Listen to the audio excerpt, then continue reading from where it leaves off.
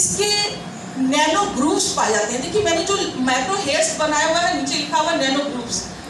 ये क्या होता है, नैनो ग्रूव्स क्या होते हैं, इतने सारे नैनो ग्रूव होते हैं, वो उसके अंदर वो जो एयर ट्रैप कर लेता है। नैनो ग्रूव का क्या करता है, एयर ट्रैप कर लेता है। एयर ट्रैप करने से क्या होता है, वो हल्का हो जाता है। हल्का हो जाने से वो खट खट खट पानी में चल जाता है और पैर गिरा भी नहीं होता है। तो सारी कहानी किसकी है, नैनो की है। तो नैनो को हम लोग इसीलिए हर कोई सोचता है कि हम नैनो पे काम करें, क्योंकि नैनो की प्रॉपर्टी बिल्कुल भी डिफरेंट है बाकी चीजों से।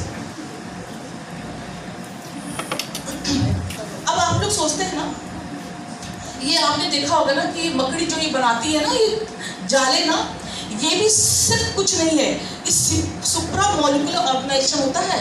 ये इसको कहते हैं कि नैनो स्केल लेवल का होता है। जो ये मॉलिक्यूल से बनाती है, प्रोटीन्स जो निकलते हैं, ये सिर्फ सारे के नैनो है और इतने ज़्यादा इनकी टेंसाइल स्ट्रेंथ होती है जिसकी आप कल्पना भी नहीं कर सकते हैं। अब ये देखो, उसको कैसे मालूम कि हमको नैनो रेंज का बनाना है। सिर्फ प्रकृति की देन है कि एक मकड़ी जो बनाती है जाला बहुत ही स्ट्रांग होता है। और यहाँ आप देखिए कठफोड़वा जो आप जानते हैं, इसकी बीक जो है इतना चौड़ा से चौड़ा आप तना दे दीजिए वो काट डालता है, कभी टूटती भी नहीं इसकी बीक। इसके रीज़न क्या है, इसकी अपर बीक और लोअर बीक दोनों अलग हैं। अपर बीक जो होती है वो केराटिन नाम का उससे बनी होती है। तो आपने सबसे ऊपर वाला मेरा देख रहे हैं, वो टाइल्स की तरह से सजा हुआ है ना, जो ऊपर सबसे ऊपर ये डायग्राम, ये नैनो साइज टाइल है। नैनो साइज टाइल में इतनी मजबूती होती है कि वो आराम से तोड़ता है। और वो आप सोचेंगे नैनो साइज से क्या होता है, मैंने आपसे पहले भी कहा था कि नैनो साइज की प्रॉपर्टी अलग है। मीन्स क्या हुआ कि वो जो टाइल्स है नैनो साइज की, वो बहुत शार्प होती है। आगे मैं बताऊंगी कि क्यों शार्प होती है, ऐसा क्या होता है।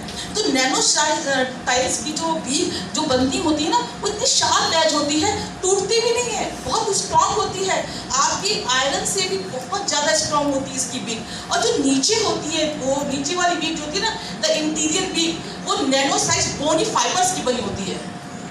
दोनों बीक अलग अलग स्ट्रक्चर से बने हैं, तो वो क्या होता है कि आसानी से वो तोड़ के ले जाता है और टूटती नहीं है, because all the reason is the nano. हाँ, अब इनसे मिले, ये है हिप्पो। आपने कभी सोचा हिप्पो भी पानी में रहता है आराम से, इसका शरीर भी गीला नहीं होता है, इसको कभी भी सनस्क्रीन लोशन की भी जरूरत नहीं होती है, और कितना तेज धूप में रहता है ये। सिर्फ रीज़न ये है कि इसकी जो ऊपर जो इसकी जो पसीना होता है, उसमें एक हाइपोसुडोरिक एसिड नाम का कंपाउंड पाया जाता है नैनो फॉर्म में। वो जो नैनो फॉर्म का कंपाउंड होता है, वो उसके ऊपर बैक्टीरियल ग्रोथ नहीं होने देता।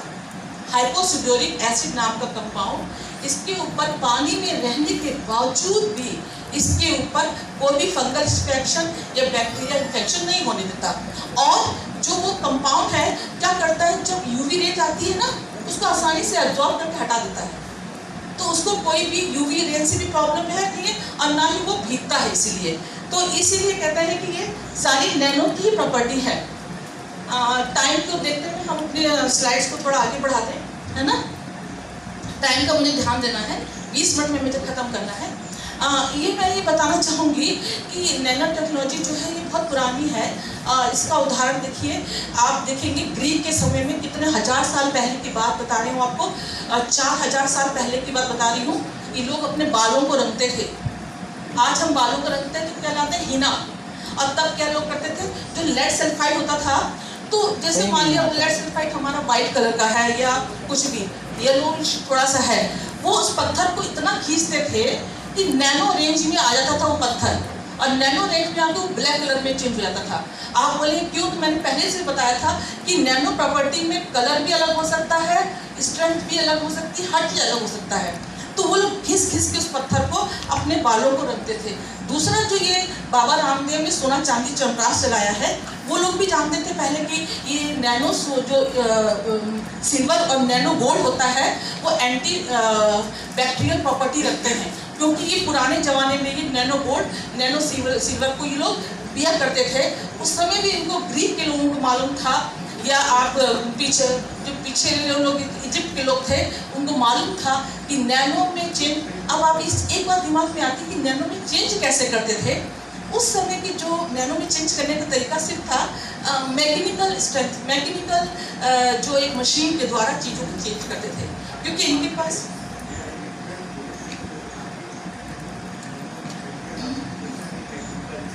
आगे बढ़ा बता रहे हैं। मैं आ रही हूँ, उस पर आ जा रही हूँ।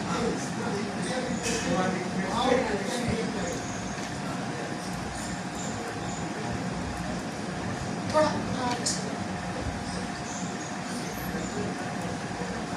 हाँ, बस यहाँ से हाँ, देखिए हमारा ये कहना है कि नैनो मेटल बनाने के दो तरीके हैं, top down method and bottom method. हम लोग सबसे ज़्यादा जो सिंथेटिक मेथड इस्तेमाल करते हैं वो हमारा है बॉटम अप मेथड, जिसमें कि सॉल्ट जेल प्रोसेस है। सॉल्ट जेल के थ्रू हम सबसे ज़्यादा नैनो मटेरियल्स को बनाते हैं। ये बहुत सिंपल मेथड है, लेकिन दिक्कत क्या होता है, ये हमारा कैसा मेथड है हमारा बनाने का, ये हमारा जो है केमिकल मेथड है।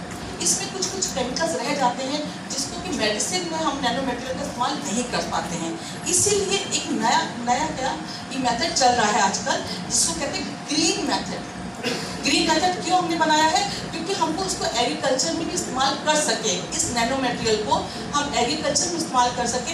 इसलिए हम इस मेथड के दो स्टेप बताएंगे कि कैसे आप नैनो मटेरियल्स को ग्रीन मेथड के द्वारा बना सकते हैं।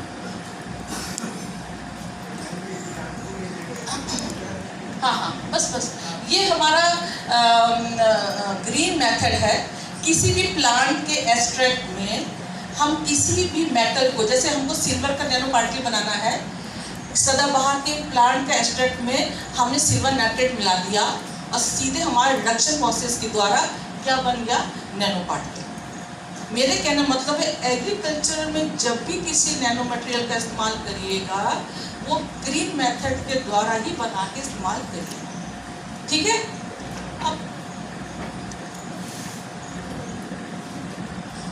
अब आ जाइए, ये application of the nano technology in agriculture. अब आप जैसे सभी जानते हैं कि हम नैनो मटेरियल्स का इस्तेमाल क्रॉप इम्प्रूवमेंट में, सीड टेक्नोलॉजी में, प्रिसीजन फार्मिंग में, नैनो फर्टिलाइजर में, प्लांट डिजीज डायग्नोस्टिक में, वीड मैनेजमेंट में, सब में कर सकते हैं। कैसे?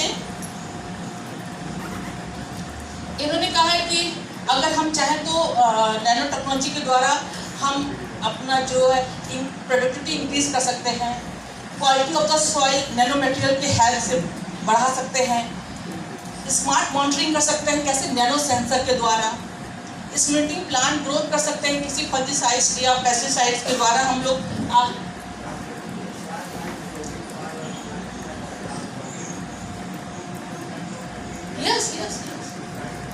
जैसे हम देखिए सोडियम से आपको जैसे आपका क्या कर हमारा सॉइल का पीएच कैसा है आपने पता लगा लिया। अब आपको करना सिर्फ इतना है कि उसके पीएच को लो करना है, मान लिया, तो उसी तरह का नैनो पार्टिकल बनाइए जो हमारे उसके पीएच को कम करे या ज़्यादा करे। अब आपके दिमाग में आएगा कि ये कैसे ज़्यादा कम करेगा।